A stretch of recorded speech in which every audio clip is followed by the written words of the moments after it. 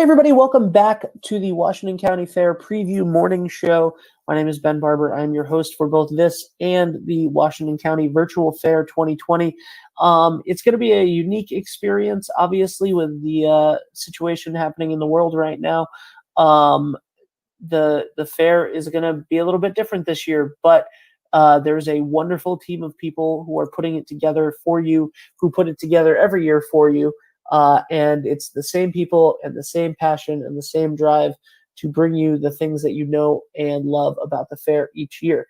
Now, one of the biggest, if not the biggest thing that people know of from the fair is the music. And my guest at this time is Michael Camacho, who is booking the fair music in general and booking it this year for the virtual fair. So I am very excited to have Mike on. Mike, can I call you Mike? Yes, you can. Yeah, absolutely. Thanks, Mike. So welcome to the show. Thanks for having me. So people call the fair like Rhode Island's Country Fest, Country Music Fest. How do you guys take that? Is it, are you very strict on the genre for the main stage? What goes into the country fest aspect of the county fair?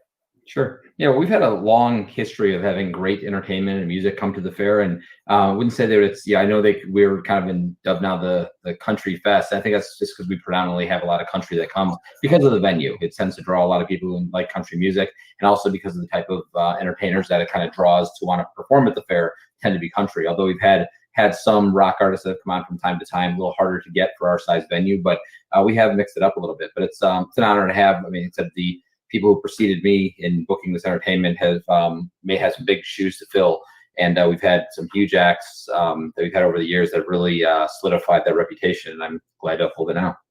Yeah, tell us about some of the big acts that have played over the years.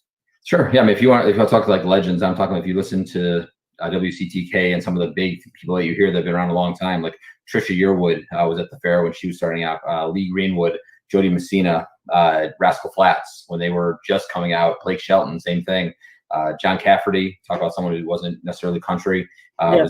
Phil Vassar, Colin Ray. Those are some of the big names that are kind of like legends in country. But then even more recently, we've had some pretty good sized names. Like if you listen to country music now in the top 40, it's Lee Bryce and Craig Morgan, John Party, Hardy, and Morgan Wallen, Runaway June, Michael Ray, and a whole host like that.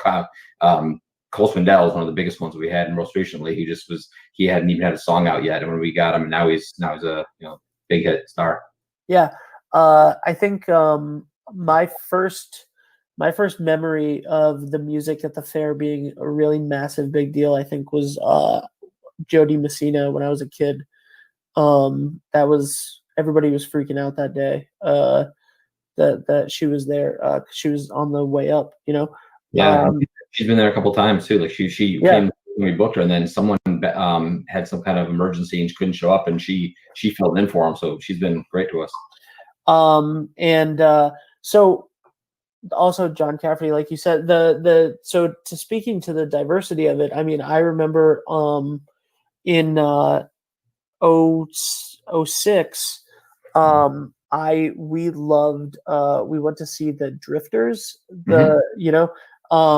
at the fair, and it was great. It was a doo-wop, that might not be the right term, Motown group, and that was so the opposite of the reputation of the music from the fair. But the truth is, and so let's talk about that. Do you also do the satellite stages, like the little stage when you come in?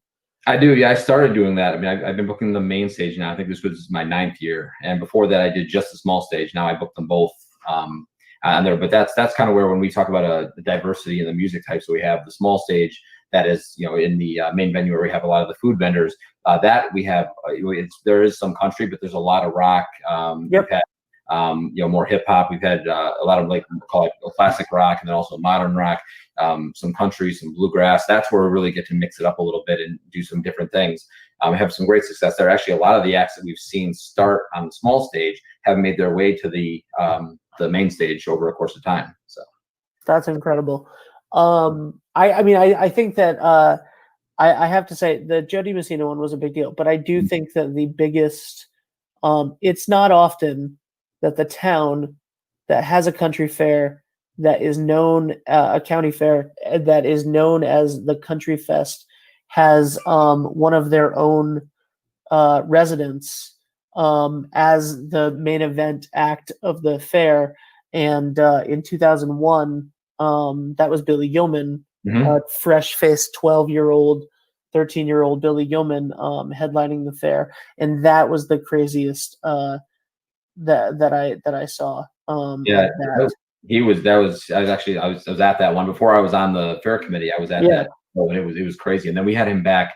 I want to say it was 2 years ago. We had him back to perform, and it was funny. The year before, we have records every day for music, and the Saturday record was untouchable. It had been there for like 30 years. And the year before he came, we had John Cafferty, and he broke the Saturday record after all the time. And then the next year we had Billy come back, and Billy was close. I want to say he was within like 500 people of breaking the record again. So he's always been a big draw and has been, again, a good friend of the fair as well. Yeah, absolutely. What is going to happen this year with the virtual artists, the artists coming for the virtual fair? Who do we have in store for this year? How did that process go for this year? Before you get into that, when do you start booking entertainment for the fair under normal circumstances? Yeah, it's interesting because I start signing contracts for the next year. So I'm talking the main stage around October of the year before the fair. And then usually the latest I'll sign something like that'll be done by the beginning of January. So when I'm done signing the contracts for that next year's fair, I start my list for the following one. And really it's a process of where I listen to a lot of country music and really all music, but I'll start my list of the people I think would be good and who I'd like to try to have. And then come like the September, October timeframe, I have an agent, Phil Smallwood with Cody Entertainment out of Nashville, who I'll send him my list, and he comes back with the ones that we just can't afford right away, and take those off the list, and then we go down the list of the ones we can, and we'll kind of come up with what I think would be the great lineup, and we might get 1, 2, or 3 of those, and then I go back to the list and pick some other people. So that's why it takes the time. But if you think about it, the last contract being signed in January, there's a lot of new music that comes out from February through through the time of the fair, a year and a half later, basically. So that's where someone like a Cole Swindell, where when we booked him, he had one song on satellite radio and wasn't really a hit maker then. But then by the time we had the fair, 16 months later, he had 3 #1 hits, and it was just like you kind of nailed it. So you have cases where you hit it, and sometimes where you don't. But so we start early and try to get a good lineup for the people to come in. And you do you do an amazing job with that. So what was the transition? So you have contract signed in January. The world falls apart. What happened this year, and who do we have this year for the virtual fair? Because I've gotten to talk to some of the artists already off stage, off camera, and I got to talk to some of the representatives from the artists, and so we have some really great artists coming this year. How did the planning change come March? Yeah, like I said, because it starts so early, it was. We had when even in January, February, when things were starting to shift a little bit with COVID, it was. We had all the contracts done. We were a little bit nervous because well, how is this going to go? And then March, it shut down. So we had already booked literally all 5 days with opening a lot of the opening acts. We actually had on the Saturday, it was going to be like a Nashville review. Like I said, if you had gone to Nashville and were walking up and down Broadway, who would you hear playing on that street? Like to bring Nashville to Richmond, and so to have this stop is a lot of people, and we don't want to keep the artists in flux. But we really intended on having the fair, but we were keeping a close watch on it. And then when the governor came out and said that there would be no large festivals or fairs during the summer, we had to make the call. And the artists, I have to say, were great. I mean, there were a few of them, some of the sizable ones that. I'll be excited to tell some information about that during the virtual fair. But some of those, they were good to say, well, but we really wish we could have done it this year, and we were able to get them lined up for next year. So that's a good thing. And other ones, we're going to have to go back to the drawing board and start in a few days. But once that happened, we needed to find something. So we were going to go forward at the virtual fair. I think other people have talked about the fact that our fair supports a lot of not-for-profits, 25 not-for-profit food vendors. and also the 4-H. These kids that have these projects, they work for a year, and to not have a venue for them to show off their project, or for these vendors to have some kind of a potential to raise some funds. We said we were gonna have a show. So the entertainment, again, one of the draws, we want to find somebody, and we really had a bunch of artists who have been longtime real good friends of the fair step up to make that happen. So if you go through the lineup, Tom Worth is going to be there on Wednesday, again 8 to 9 p.m. every night, the normal nights of the fair. Tom is a Grammy nominated singer and songwriter. He's done a lot of work with like some big Nashville names like Vince Gill. He has a Wednesday show that he does every single week, and he's going to let the Washington County Fair kind of take over that day and do his presentation. So Tom's going to be great. He opened up a few years back for us on the main stage. Second is Kevin Hirsch, and Kevin's a Rhode Island born and raised. Actually heard from Kevin, seeing him out play one time, and he played the small stage. I think talk about some progressed small stage a couple of years ago, and then last year he played the main stage and the small stage. And so he's going to be on Thursday. Friday is going to be, so I talked about Saturday, how we were going to have that group, that band, kind of the Nashville Review Day. And there's going to be a bunch of people that I wanted to be, like, if you're walking down Nashville. I was in Nashville about a year ago, and I heard this band called the Duger Band playing at Blake Shelton's restaurant. And we're like, I've got to get them to the fair. So I signed them and to play on the main stage during that review. They're going to still do this virtual show for us this year and come next year for the review day, which is nice. On Saturday is Tim Sharon. Tim has been at the Washington County Fair probably 4 or 5 times. Again, another Rhode Island born and raised, tours. He does so many shows a year. He is a social media presence, but he's great for the fans. Draws a huge crowd every time. And we're excited to have him. And then Sunday, a few years ago, we had on the main stage Stephanie Quayle. Stephanie is she's in Nashville. You hear her on satellite. She actually was just on a TV show the other day. I heard she knocked it out of the park. But she's actually up and coming. She's a main stage national act, and we're gonna have her on Sunday for an hour, doing a broadcast. So we're really excited about the lineup that we're able to line up to get people. Yeah, absolutely. Like I said, I've gotten to talk to some of these people, and the ones that I didn't know, look up some of their music, and they're all fantastic. And then I heard that during the actual virtual fair, you're going to have some surprises for announcements. Is that something that might be? Yeah, we have 3 of the. That's what I'm hearing in my ear right now. Is that what's that? I'm getting a notification that you have some surprises to tell us. Yeah, we do. There's going to be we are getting all the kind of everything's in alignment, so hopefully it'll work out. But we have 3 acts that we already have signed for next year: the Wednesday, the Thursday, and the Saturday. So we're hoping that during the virtual fair, we'll be able to give the announcement of who those people are, and I think it's going to make people pretty excited, because again, the lineup this year, we're really excited about it. I think it was going to be a great year. People would have been really happy. So to get a few of those that are going to be coming back, I think it's going to be some news people will be interested to hear. So yeah, we're going to release that in advance of a few of the shows during the week. So you have to tune in to get the news. Awesome.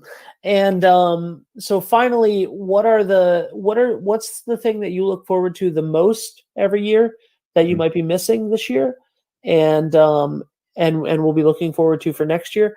And what is the thing that you're looking forward to the most for the virtual fair? Yeah, the thing I miss the most is really the people who come around the stage. I mean, that's really the whole thing about the fair, and being on the fair committee. It's a sense of community.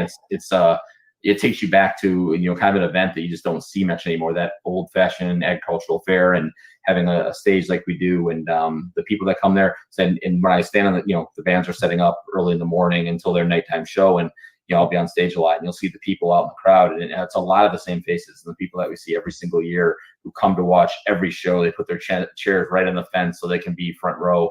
And I'll miss that, because it's you catch up with people that you see, and we won't have that this year, but try to bring them something they can enjoy from home. To that end, I think this year people are going to see 5 outstanding bands and artists, people who really during this time stepped up to make this happen. Because again, there's not a lot of fairs our size. I don't know really any that are doing something virtual like this and having entertainment like this, and for these people to take an hour out of their day and their time, especially some of these people who are like out now and they're getting back into bars and clubs in certain parts of the country.